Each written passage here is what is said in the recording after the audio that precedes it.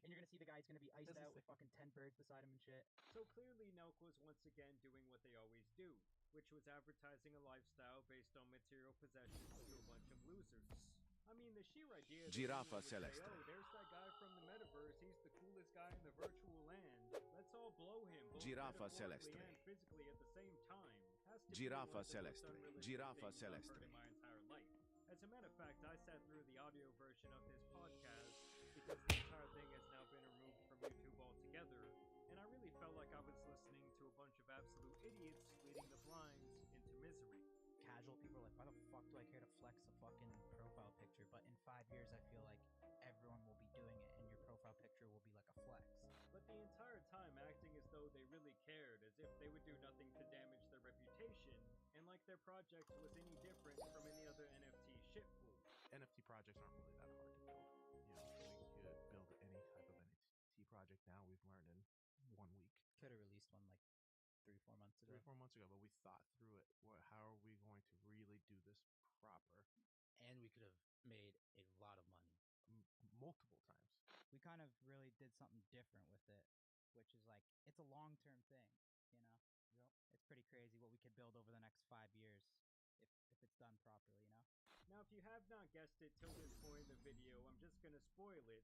They did not make good on any of these promises. There were no gyms, no casinos, no strip clubs, and no real-world utility in general. I mean, Lucky even the damn block. supplement company went under. You telling me I can't get full send creatine? I was walking through an airport the other day, and I was like, maybe we do a full send Lucky supplement block. store inside airports. You know, it's like, And the other thing is, there was really no Lucky sense of block. community other than them continuing to sell this pipe dream. They did this by making their desperate viewers who idolize them really think they could go to a UFC event with Steve. Oh, maybe we're gonna shotgun a beer, Steve. Like, the holders are fucking cool, too. Like, they're really cool people. They're all, like, Solid. every holder that I meet is always trying to, like, pitch ideas and, like, grow the business and shit. Yeah. It feels like it's just, like, a community of people that are trying to, like, build Full Send with us. Well, maybe we can watch your podcast live as you interview Elon Musk while he's on ketamine. Who knows? Maybe the demented douchebags will buy you a hooker. We have offers from 2 companies that we actually, we love.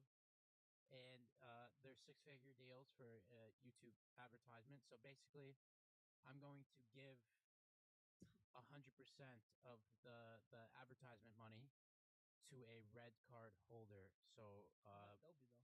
it's gonna be like 100,000. So I'm basically going to give At least. $100,000 minimum. That's fucking nuts. Now pay attention to when Steve specifically speaks about this red card, which was supposed to be minted randomly to lucky investors, claiming that it would give them some sort of god tier status that would allow them to basically become best friends with the Nelk clowns. Just want to say shout out to all our Metacard holders. We're about to do this for you boys right now. Everyone in the Discord watching, we love you boys. Even acting as if red card holders would now have some sort of say in the company, or like Steve said, maybe get hundreds of thousands of dollars. The whole thing about the meta card, it's such a long-term game. Like, it's like, this is like the blue chip project. Like, you're not supposed to be like, it's not supposed to make you a bunch of money now. It's like a 5-year thing. So even for me to be able to give $100,000 to one of the red card meta holders that are holding right now, it feels special because, like, I feel like for the red card holders, it's like you hold now, it's for the fucking future. Ones. Like, Yeah, that's when you hold a insane. red card, it's kind of like you're holding for the future. Like, it's But that's the first perk for a red card holder, right? Yeah, we Like, haven't the even fir- announced. the first big giveaway. We haven't even announced perks, but there will be How many perks. how many red card holders? The platinum we have a perk for them. 250? There's 250. You There's got decent 10,000. odds. It was essentially their version of the golden ticket from Willy Wonka. Only instead of a trip to the chocolate factory, you get all of Jack shit. And once the meta cards were minted, they were essentially all the same, with none containing legally binding special perks. And outside of taking Metacard holders to a couple of events like a Chargers game or a UFC match, and hosting a one-time live show where Snoop Dogg was the DJ, Dope having you at our when you DJ at our Metacard event. Oh yeah, That was dope. I like I that. That was appreciate on the that. water, right? Yeah. I like that city too. That city is the shit. there was nearly nothing going on with this project in terms of these quote-unquote investors getting anything out of their pulled-together $23 million investment. And that money was just on the initial drop, as people who bought these things on secondary markets were paying between $7,000 to over $10,000 from others reselling these meta cards on OpenSea. And if you guys are curious, you can pick one of these things Not only did they get the 23 million right off the bat in minutes, but every time someone sold these things on the secondary market OpenSea, they also got a 10% royalty from the sale automatically, represented by an estimated 10% of 1,750 Ethereum during that time, which allegedly netted them between $3 and $5 million. So not only did these guys make money on the way in, but also once everything started going up in value on these secondary markets because of this fear of missing out on these amazing perks, or even when the price eventually went down because people basically realized that it was worthless, they did not care because Nelk was still making 10 cents on every dollar. Well, it's like what happened. I feel like a lot of these NFTs are just like pretty much like a new version of those shit coins that were around, right? And funny enough, per the blockchain's records, it makes it very clear that the millions which went into this minting wallet were pulled in large portions within weeks of their launch. As far as a creator goes, this is the new way of creating a business. Then now you made, you sold out your project basically, and now you have a bunch of Ethereum where you could start doing things. You could skip out to the Bahamas if you want, right, and never come back, which Nubini sadly, a lot of people Pizzanini. are doing. Or you can now do what we're doing, and you can put those funds in a secure place and start building businesses around it and rewarding those who help you get there as well. And obviously, with no gyms, casinos, restaurants, or really no events or anything tangible to show for the ownership of this card, people were really wondering what the fuck happened to all of that money. Because throwing a dudes only party with Snoop Dogg does not cost 23 million fucking dollars. Some even speculated that the money was spent elsewhere to build their real brand, almost as if it was a zero interest loan that they never really planned to pay back. This is the reason that Kyle, his business manager John, and the Nelk boys are currently facing 2 major lawsuits, both of which could possibly involve every single person who bought into this project.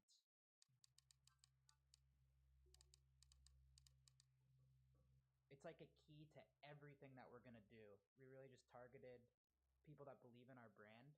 And here's where we get to the class action lawsuit being brought forward by a man named Trenton Smith, where he describes Nelk as a bunch of snake oil salesmen masquerading as entrepreneurs, claiming they sold digital assets that were advertised with benefits they never delivered on, specifically citing the lounges, gyms, festivals, casinos, restaurants, as well as the metaverse promises they made to their fans. I always say we could build a full send hotel and casino, just like the Hard Rock in real life. Bro, you're probably better off just building one in the fucking metaverse. That's like it's so it's interesting. crazy, bro. Place And they'll March- come and they'll buy Happy Dads. As the metaverse grows and people spend more time there, it's stupid now. It's not quite there, but as it grows, I feel like we're gonna have an extreme amount of opportunity there in the metaverse. Yeah, agree. They also explicitly lay out here a few things that Nelk did actually execute, like the 50% off the merchandise, the show with Snoop Dogg, and this claim that they gave away $250,000. They also state here that they are seeking $2,300 for each and every person who bought the minted Metacard, which, like I said earlier, is 10,000 people. Which, if my math is correct, that means they want their fucking money back. It is interesting to me to see how often they cite things that Kyle himself said during podcast and the one interview he did about the NFTs. They even show this Discord message where Kyle said, "You guys bought this to make money, and don't worry, that is what we want as well. More communication coming as well." This presumably came after people were growing discontent with the things that Nelk was failing to deliver over time.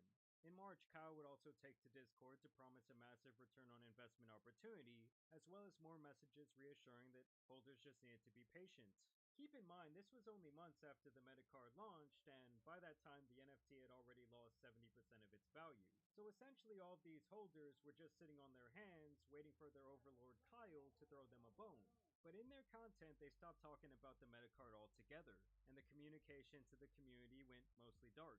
It will all be worth it, guys. I know some people are in a panic because of the market, but Nelk won't let down anyone. It's now in our DNA to let anyone down who believes, which might be one of the most ironic typos of all time. Our only goal is to see this floor price as high as possible.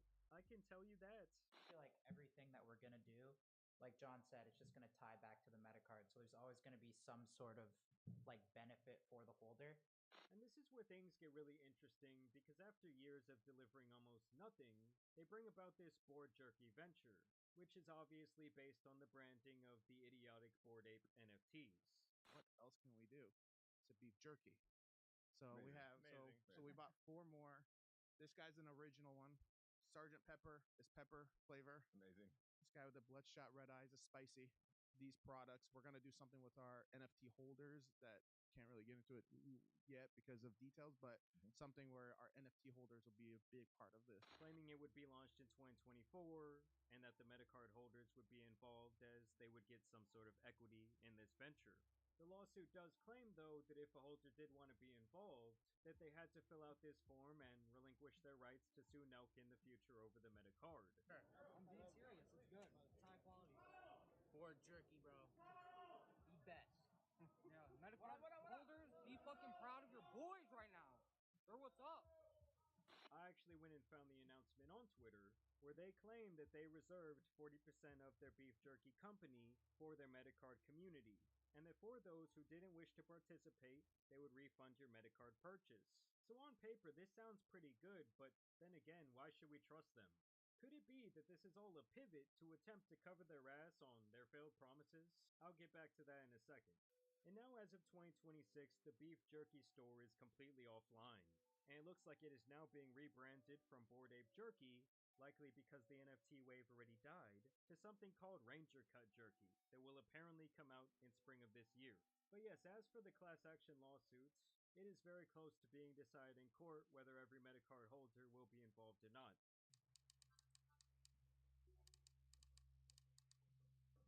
The critics, it is what it is. It honestly motivates me because we've never really had that type of hate. So now to have it, just like, it really fuels me even more because it's like, there's no way you can lose now. Like, you can't let them be right. And here's where we get to the second lawsuit, where Andros Hussery has sued Nelk for consumer fraud and false advertisement. Here they get more into the nitty-gritty of Nelk's promotion of the NFT, specifically citing podcast quotes and live streams in which the NFT was heavily discussed. In the podcast episode, defendants stated, "The Metacard is all about utilities and not arts." An Instagram post stated, "First off, if you are looking for a quick flip to make some quick money, go buy another animal that looks like it's on Molly NFT. This project is a long-term play." Because they don't know how to build a business and a business model and run an operation for years and years and years to support the investment of all these people that put something into this asset, right? And they bought into it. Turns out that was a lie. And like with the other lawsuit, they bring up these in-world perks and even the metaverse perks that never came to fruition. They also include this screenshot of the launch page from the mint day of the Metacard, which also represents the failure to make due on their promises. And they even argue that Nelk all along knew that none of this would actually happen. And they also say that they knew their own fans who believed their lies would be the ones to suffer. Now, where things get even more interesting to me is when they bring back up this refund and the potential to turn your Metacard investment into the phantom shares in Bored Jerky that I mentioned earlier. Because now they specifically cite this Discord message that kind of laid out the rules and regulations. And this is where we learn that there is a 10-year expiration date on these phantom shares. Meaning if this company is not sold to a major corporation or does not go public by that time, the phantom shareholders could in theory walk away with nothing. Meaning you can hold these shares for the full 10 years, and even if during that time the company is successful beyond your wildest imagination, if they are not bought out or they do not IPO, you get shit. And that if you wanted the refund instead, you'd only get a maximum of the mint price of $2,300, leaving the aftermarket investors screwed. And you could also only receive it if you had a US bank account, which isn't like half their fan base based in Canada. And on top of that, if you did want to participate in the phantom shares in Bored Jerky, you also had to refer 3 people to buy it. So now not only did they full send you from behind for thousands of dollars, but now you're also going to be their good little full send salesman. And like I said previously, in all of these cases, you completely relinquish your rights to sue Nelk in the future. And the lawsuit even claims that people who did try to participate in the refund never got their payments. And they also say they were not given proper notice of the refund program in the first place. They call the program in general another attempt by defendants to fleece Metacard purchasers and keep Metacard purchasers' money without providing them anything in return. So to me, this was basically all so they could tell a judge, "See, we tried to offer them something. We're not bad guys after all. Please don't make us pay back those millions." Like John said, we have a target on our back. Any little slip up, any little thing, they always assume the worst. Defendants never had any intent to repay Metacard purchasers under the token rescission agreements and never had any intent to pursue Bored Jerky as a viable product. Rather, both the token rescission agreements and the Bored Jerky program were a facade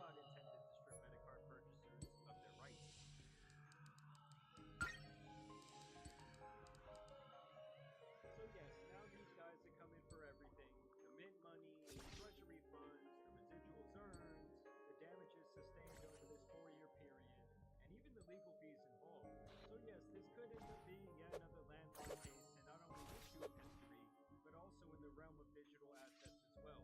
But it could also be yet another win for the douchebags out there. Tung tung How tung they still sahur. have this audience after pulling such a stunt, while a project like CryptoZoo has been scrutinized to no end, is really insane. But that's why I wanted to see this story become a more public thing, because I personally hate when people fuck with the very individuals who made them rich and famous in the first place. And really only my guy Spencer and this other guy Golf Cart have made content centered around this scandal at this point. And we'll dive deeper into it, I know I wanted to speak about it as well. And I'm telling you guys, just watch, if this video gets like a couple 100,000 views, don't be surprised if Nelk then releases some sort of statement about the meta card. Because even in recent times, Steve will do it, and Kyle and the Nelk brands have been having this very public feud. And Steve has even taken to Twitter and on this video to straight up call the rest out about the Metacard venture in general. Me being involved in Metacard and me promoting it and tying my name to it and saying a bunch of like that didn't happen. Yeah. And that's just it. It's just like this is just bullshit. What happened with all what it is? I think they made like $25 million. What happened with all the money? Well, the whole idea I thought was open up gyms and this, that, and the fourth. So I don't know. So that shit that bothers me because like I would never say that to my people and not like try my hardest and then say if it doesn't work out and be like, dude, like Bakramat let's do mamat. something cool. Like, having me have to hang out, like, to like hang out with, going to a fight and bringing people to hang out with or this, that. It's like, I don't know. And honestly, out of all of the Nelk guys, I do think that Steve himself was the one who really cared to try and make this NFT venture successful. He was the one taking card holders to UFC events. He was the one personally inviting them to his house, inviting them to the podcasts, allegedly giving away this $250,000 in sponsorship money. So I don't know, it's going to be very interesting to see where things go from here. But y'all let me know what you guys think down below. Were you ever fully bought into the Full Send brand? Were you fully bought into the Nelk boys? Were you a big Full Sender, drinking your fucking happy dance on the weekend? Lucky block. In all seriousness though, I do want to thank you guys for watching today's video, dropping a like and Lucky subscribing. block. But as you guys know, it's been your boy, the Tan Superman, and some other YouTube scandals out here need to be covered. So I'm out. Peace. People know how to become rich. People don't know how to get wealthy. Rich is you take the 10,000 for the quick bag. Wealthy is you never compromise your name in perpetuity so that you can win in the end.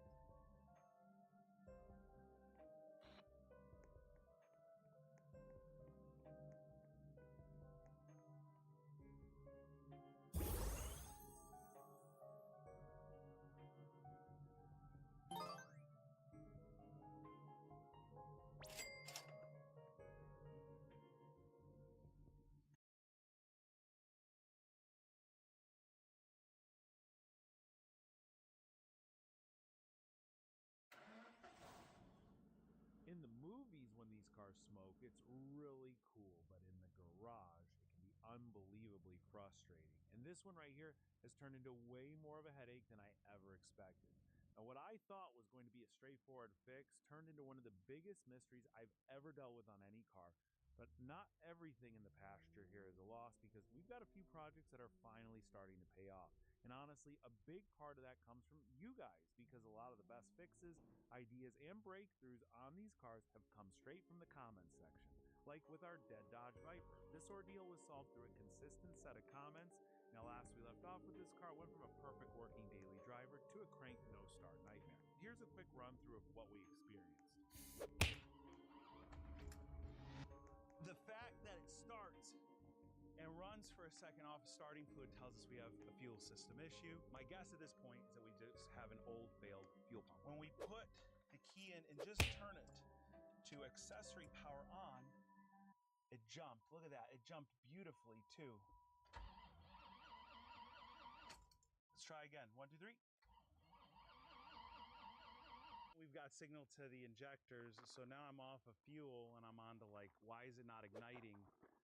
But we obviously have some sort of ignition because it started on starting fluid, right? Now, even though this should have been really obvious that our problem was fuel related, the other symptoms started making us second guess everything here. And honestly, I had no clue what was going on at first. But this one clip was the smoking gun that everyone, except apparently for me, caught. The moisture inside the cylinders almost looks rusty, and I initially attributed that to unburnt fuel.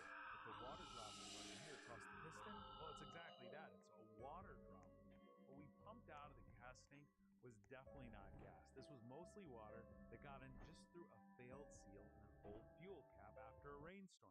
Really a simple problem that led to a really annoying issue, and one that I've honestly never really dealt with before. Luckily, it wasn't too hard to get the water out. We just commanded the fuel pump on with a scan tool and use this fuel pressure gauge to send the water out and into a catch container. With the clear hose, you can start to see when the water turns to mostly fuel, and since the water is denser, it goes to the bottom of the tank. So it comes out first. Once we saw everything clear up, I dumped a bottle of water remover straight into the gas tank, and like nothing ever happened, the car fired right over. So once we finally got the car running, I listed it for sale, and as you can see, it's gone. I finally got rid of it. It took quite a bit of time actually to sell it. The Viper market is really fickle. The Gen 2s, which is what this car was, seem to be trading hands right around $50,000 for the cheapest ones and the really nice ones and the GTS spec. Some people want like $80,000 to $100,000 for those. I was asking $30,000 for mine. Why wouldn't you pay me $30,000?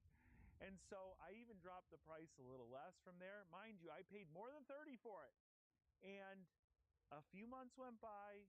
I couldn't move it. People were offering me like $20,000 for it, which I think was ridiculous. And finally, I tried a tactic I've heard of and seen people do multiple times, and I've never seen it be successful, but it actually did work. I raised the price on the darn car to $38,000. Someone offered me over 30 and I took it. So basically, let's call it a break even on the Viper. Maybe I lost 500 bucks on it or something, but I had my fun with it. I experienced the Viper, and I can tell you, never again. Just driving this thing to the auction was nerve-wracking. But more exciting than the Viper, way more exciting than the Viper is this. And even though the Ferrari 599 looks almost identical to the way we had it last, it is very different. As a matter of fact, let's start it right now and I'll show you.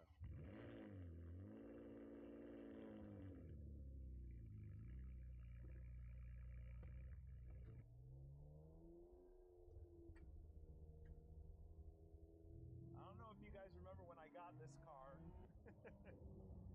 that the whole entire suspension was decimated because every single steering knuckle, everything on it was just crushed. It ran up over a curve or something going very fast, and now it runs and drives. It actually does so way better than you could imagine. I'm surprised at how good the engine runs in this car, and I think it's likely because this car has some miles on it. It's got 60,000 miles on it. The car actually steers now. It works. The front sway bar was all bent up. I had to find one of those. Mechanically, including the suspension, I think this car is 100%.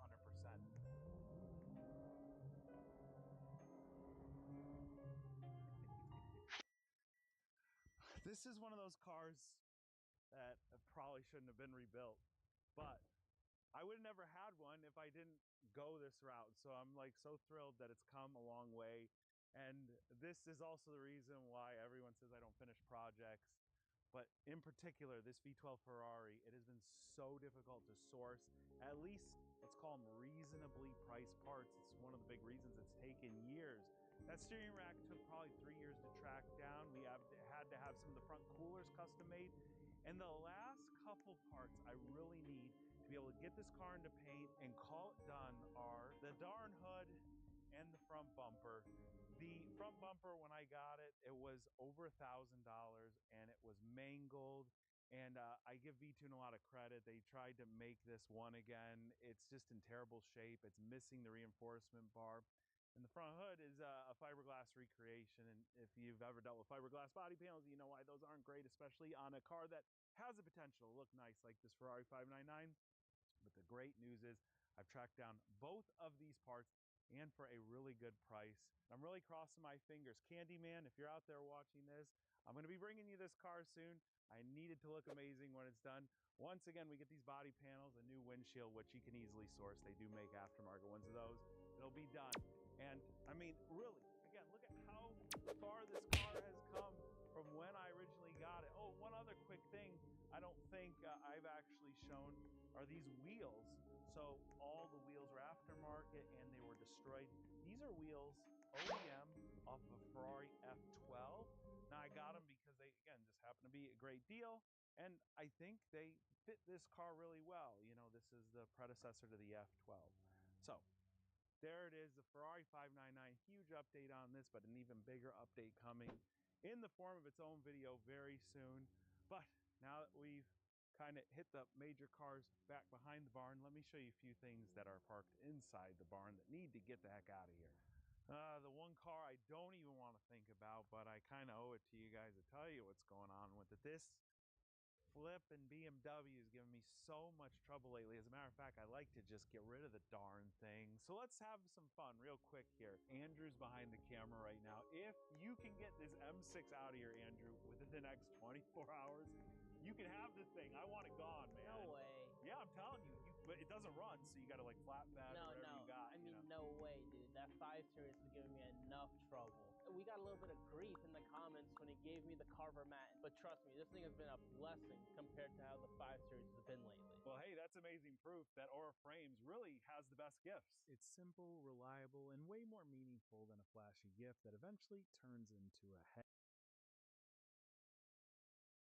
These darn things away, especially when they got the SMG transmission like this one does. And so if you've been following along in the most recent videos, when I got this car, it ran and drove pretty decent. And a few months later, it will not even start.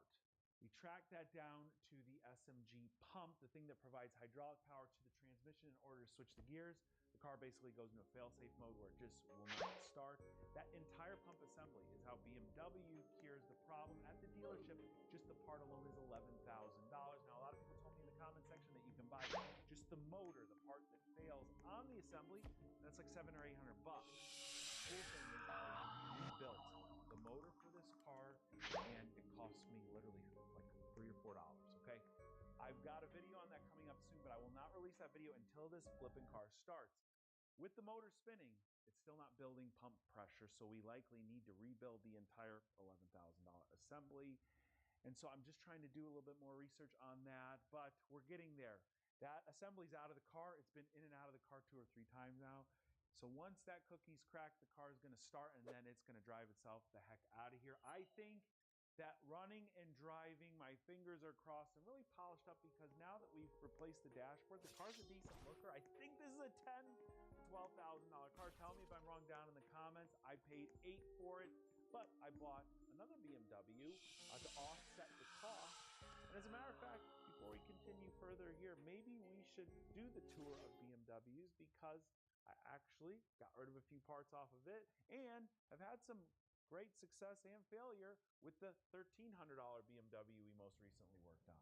We don't even need to walk over there, but that's a parts BMW that we got to offset the cost of the V10 project, because, well, you need some sort of money to fix these darn V10 cars. And actually, you can't see it, but the opposite side headlight to the one that you're looking at and turn signal that goes above it sold, and that brought in, I don't know, $500 or something. Also, the front bumper was a few $100 as well. Somebody actually came and got it.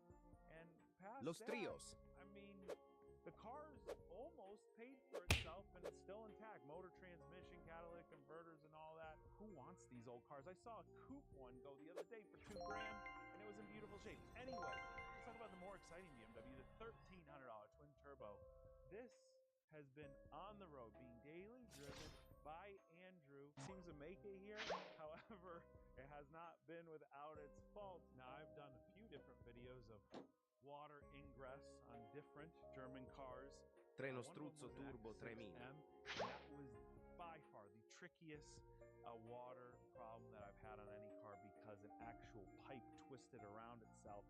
And in order to get to it, you had to not just take the trim out from the inside of the car, you had to take modules out of the way that were hiding this little cavity which had the drain that was messed up. In this car, it's just the fresh air intake for your air conditioning.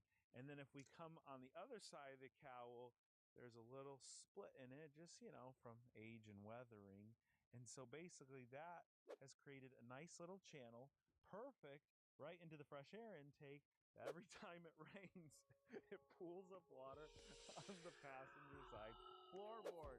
Again, if you've owned a 10-year-old BMW, this is not new to you. It's almost like they engineer it for the water to get in it over time. At least Andrew has figured out the failure, has got a new cowl on order, and just every time it rains, I see him running out here with the tarp and putting the darn thing over the cowl. The good news is it's a nice cheap car, and the fact that it's still running and driving is a testament to German engineering. For everyone that reminds me of do not finish projects, they obviously did not watch the video on this darn diesel Range Rover, over 200,000 miles when we got this car. It was barely drivable in a limp mode with no power, and in one video we got it to stop leaking coolant. It had a major coolant leak. It had a huge air leak, and everything has been knocked out. This is a great running and driving car, and check engine light came back on this car recently, and it's for something we already kind of tended to in the original video. It's for that DPF system injector that puts the fluid in through the system. And well, I'm not sure exactly how it works, but I know exactly why the light's on. And you guys gave me some great suggestions on how to fix it. I want to see if I can actually knock it out right now in literally a few minutes. This code is basically telling us there's not an adequate level of DEF fluid being injected. Now, when we originally inspected our DEF injector, it was in decent shape. It was actually the passage where it sprays everything that was clogged with basically solid crystals. I guess this is actually a pretty common occurrence on most diesels with some decent miles on them. Originally, I sprayed brake cleaner in here to try and get this to go away, but it didn't really do much. And you guys in the comments let me know that the best way to actually melt this stuff is simply with hot water. So I boiled water and we sprayed it right here. And little by little, it broke down this mess. The hot water definitely worked a lot better, but it did take a lot of it, likely around 10 syringe fulls or so. But now the trouble lights are off, and we've got something I never thought I'd see, a fully functioning Range Rover with over 200,000 miles. At this point, someone needs to study this thing. The only problem left with this Range Rover is that it's a diesel, and everybody knows what's going on with the gas prices right now. I think diesel's around $6 a gallon where I live, so even less people will want it than when I bid on it with over 200,000 miles. I've got a little bit over $5,000 into this car. Unfortunately, I don't think I'll even recoup that amount, but that is like bottom of the barrel pricing for a running, driving Range Rover Sport of this era. And once I take this to the auction, I'm planning on doing it a little later today.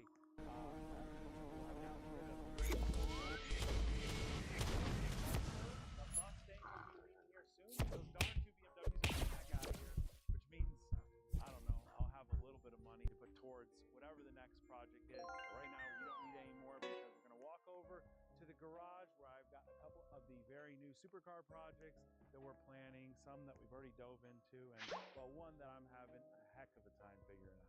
So we got a bit going on with the Audi R8s here. We're going to get to that in a minute because the car I really have been wanting to show you and ask for your help with.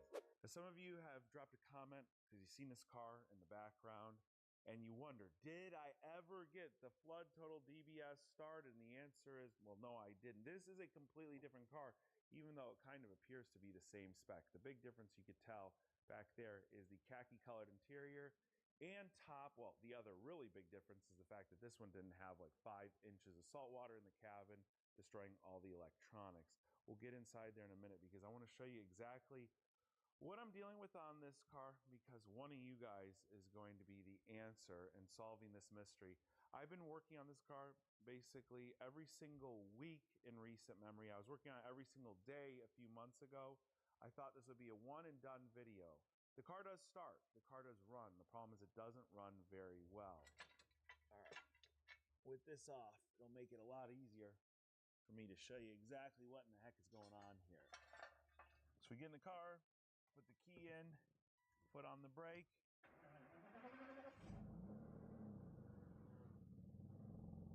You can hear it starts right up. Check engine light. Well, it's not a big deal when I say that. It's for one code, which is basically a limp mode code currently. And just listening to the engine, you wouldn't think anything's really wrong with it. It's kind of one of the attributes of these V12s is even when you're down a few cylinders, it can be hard to figure out.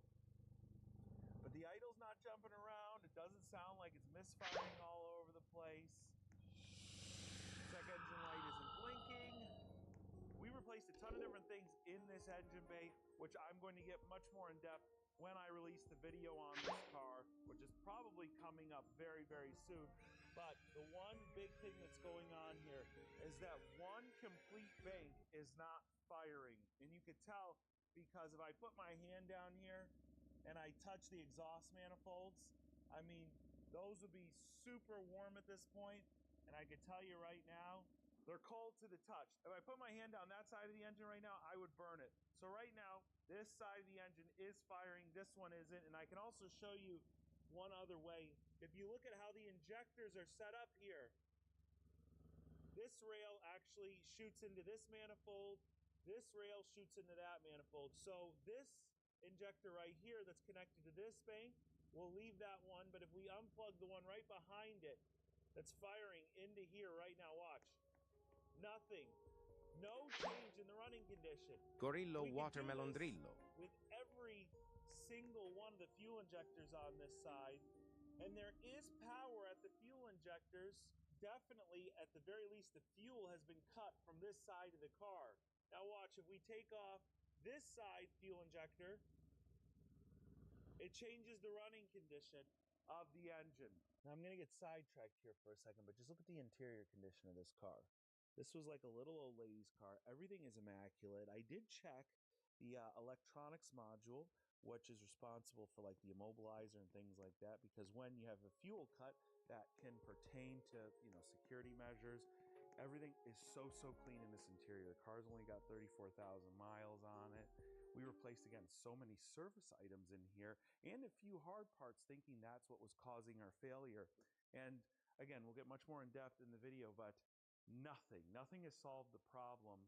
And really the codes that this car generates, the diagnostic codes, don't lead us anywhere at all. The live data, it all looks good, but something is cutting fuel delivery to the driver's side bank in this car.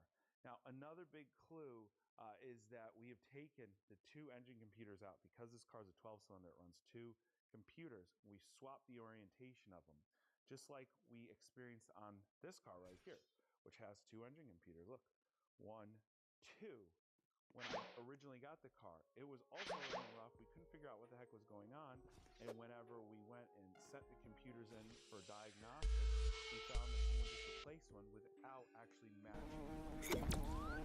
So basically, on this car, we went and swapped the computer. Something you can do on any of these cars with two computers, because the computers are matching.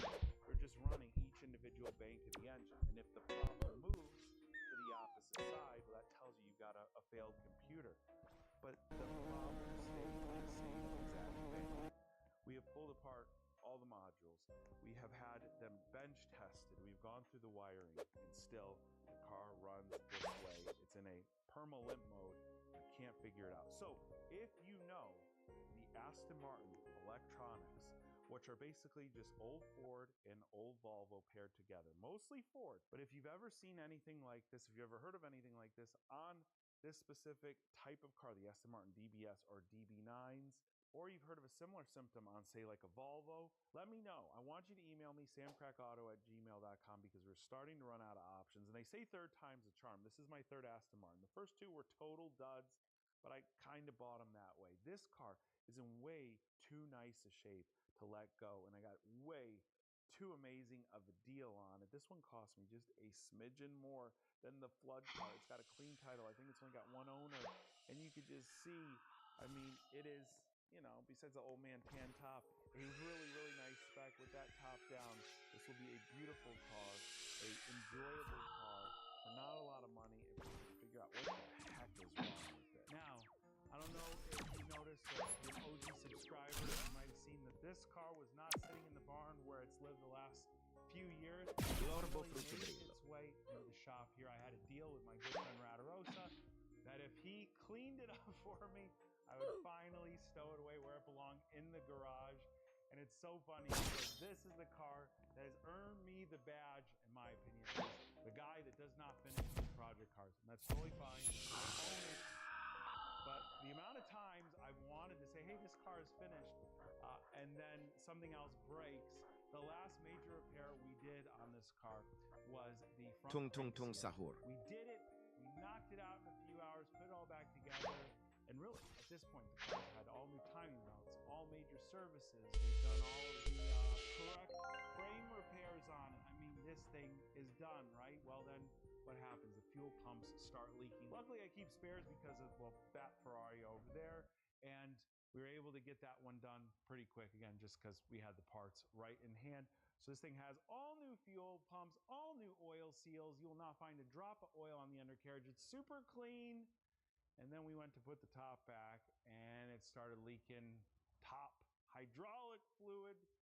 And so it will never be done. Either way, I'm so thankful to be able to just own a few of them, whether they're working or not. And I have you guys to thank for that, and especially to thank for this, my dream car, the Audi R8. I remember thinking about this when it came out, when it was just a concept, and it was like, man, one day it'd be super cool to have one of these. So the fact that I bought that car, and this was one of the first expensive cars I bought on the channel, and to think it was expensive at $28,000 back in, what was it, 2018, let's say? I mean, it was very expensive for me at the time, but in the grand scheme of what these cars cost now, what they're worth, especially with the gated manuals, it's just amazing that those deals existed at one time. And I was able to snag at least one of them, well, actually, two of them. This one was a great deal too, the V10 supercharged Audi R8. Even though I love the original one so much, this one just makes you feel on another level. It's visceral, it's crazy, it makes amazing noises, and it's ridiculously fast. But almost instantly after shooting the last video that we did with it, it started misfiring really bad, having a rough idle. And when we go to the engine bay here, we noticed that it had old ignition coils in it. And of course, in these old Audis and Volkswagens, when you have old ignition coils, you just replace them, right? And we did that and did not change the rough running condition. And then we took a closer look at the wiring, because we did have those valve covers off to service the car. And on this car in particular, and actually a lot of the Volkswagens and Audis, they use this firm coil connector, like harness casing, I guess we'll call this. And this keeps everything in one place, and it's bolted on to the valve covers. Now, if you look at this and it's fixed in one position, and your old coil connector is worn out, which ours seem to be, well, there's play, and the pins within the connector themselves are not making that connection on the ignition coil. That's what I think is causing our misfire. And if that's the case, it is a testament to the reliability of these cars. Some coil connectors, they're cheap, they're inexpensive, and even though it's a little bit of a tedious job, it's not a difficult one in the grand scheme of things. I'm hoping it's what brings this car back to life. I think I've made it pretty clear several times that I love the Audi R8s. They're my favorite mid-engine cars. And as much as this one is the craziest one probably on the road, I'm likely going to sell it once we get it all sorted. I enjoy it just a little bit more because I did pick up another one. This is the Gen 3 Audi R8, a car that, well, I've always wanted. And, well, I figured I've got this V10, I've got the other one up there, and they're somewhat similar, although these new ones are just so beautiful, especially in these cool colors. And really, this one fell into my lap, sort of. Lucky block. A viewer reached out to me, said, hey, I've got this car. I crashed this car. They were the owner, and they actually retained it from insurance, and they figured that one day they'd get around to rebuilding it. And, well, they never did, so they needed to move along from it, and we made a deal, and I got to give a huge thanks to my friend Rich, because without him, I would have never been able to secure this car. It was sitting in a storage unit for over a year, and it was in kind of a tight space. He went there with his pickup with a trailer. They got it pushed out safely and sound, and, well,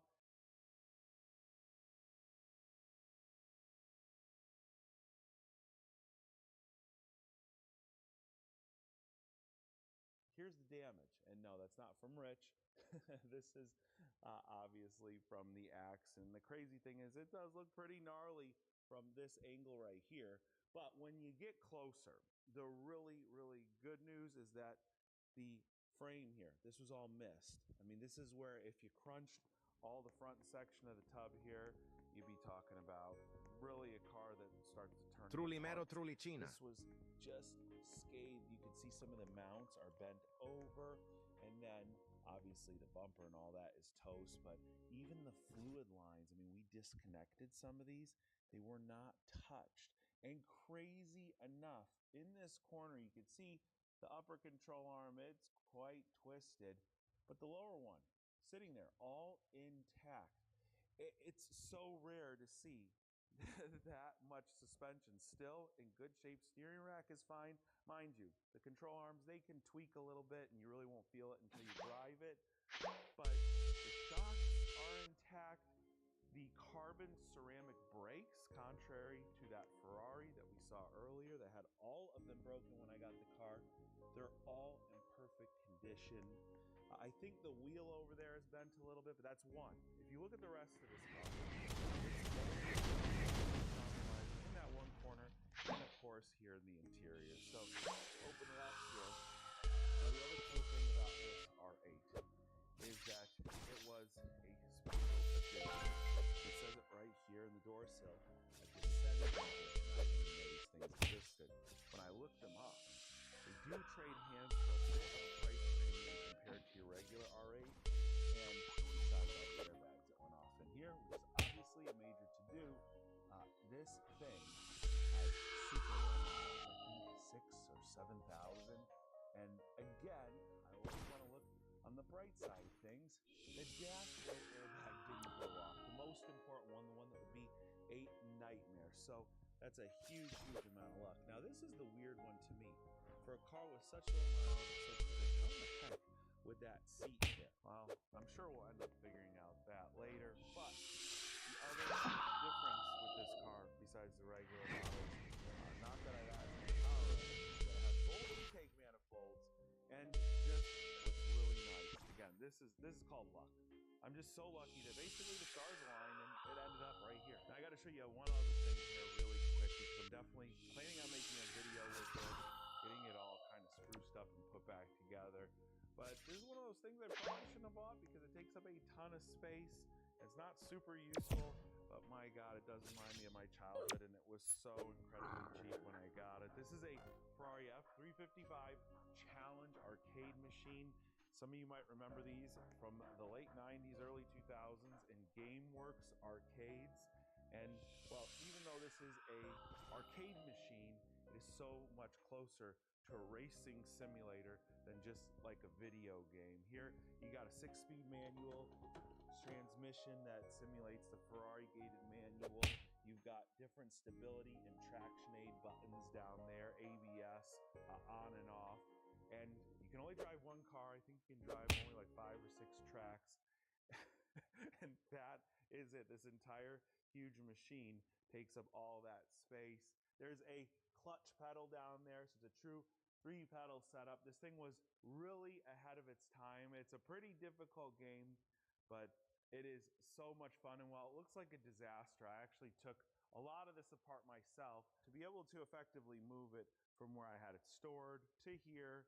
And well, Bananita soon enough, it'll be Dolfinita. back together and we'll game a little bit. And I want to hear from you guys in the comments because it's very rare that I take on these crash projects anymore. I tend to really like the mechanical disasters because about half the time on those, they can be a lot simpler than people make them out to be, unless you're talking about an Aston Martin, of course. But let me know in the comment section what you guys prefer to see and what you're looking forward most to seeing, because I've got a lot of video footage on all these cars. We're always mid-project on something, and while I always want to show you guys what you want to see, as soon as we can get to it, and I appreciate each and every one of you for watching today, I'll catch you very soon.